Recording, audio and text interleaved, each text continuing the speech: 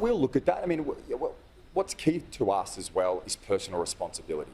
And, we we mandated masks in high-risk settings. We strongly encourage the use of that. Everybody today, I think, is responding incredibly well.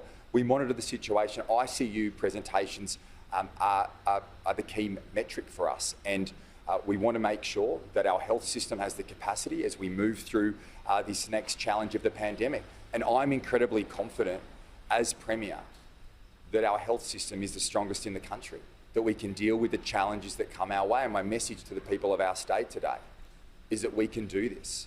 We've got through the challenges of the past and we'll get through the challenges of the present as we move forward through this next stage. We have invested significant amounts in our health system in the lead up to the pandemic, in our vaccination hubs.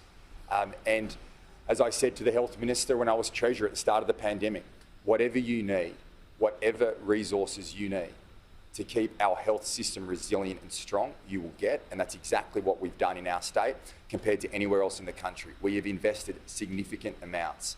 As the Treasurer handed down the half-yearly review last week, over $40 billion the government has spent. And that's because we put the people of our state before the budget. That's been our focus through COVID. That's allowed us to keep people safe. That's ensured that our health system has not been overwhelmed. And importantly, it's ensured that we've been able to keep people in work during a very challenging 2 years. But let's look at our success. Let's take the perspective and say, we've gone through this together, we've got through this challenge, and we're going to get through the next. Premier, doctors and nurses are almost universally saying masks should be mandated indoors at least until you see what Omicron does and is doing. What's the downside for you in mandating? Well, we strongly encourage it. There will always be different opinions from time to time. I accept that. We have regular discussions. We are always assessing the situation. I have said as Premier, we will tailor our response as the situation evolves, and we will always do that. That's exactly what we've done over the last 2 years. When we believe that there is evidence in front of us that we need to potentially tighten restrictions, we will. And it's almost certain as we move through, as we're seeing overseas, particularly as they head into the winter months, certain challenges will come our way. One thing we know throughout COVID is there'll be curveballs. There'll be things that we don't expect.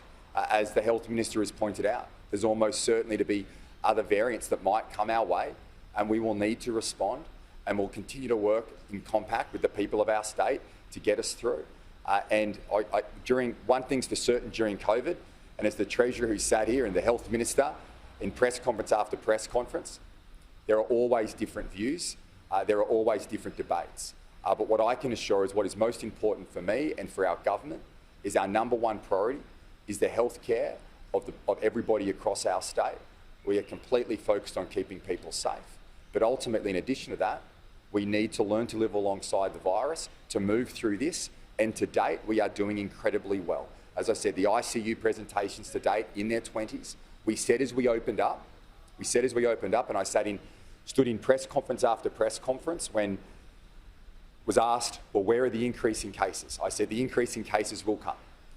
But vaccination has been key. Booster shots are crucial to keep people safe. And as we move through the next phase, case numbers will increase. That is the new normal as we move through this, and vaccination has been key. We need to tailor our settings. We're always monitoring the situation. Our number one focus to keep people safe, and we'll continue to do so. But what I ask the people of our state to do today, the key message, is if you're eligible for a booster shot, please go and do it.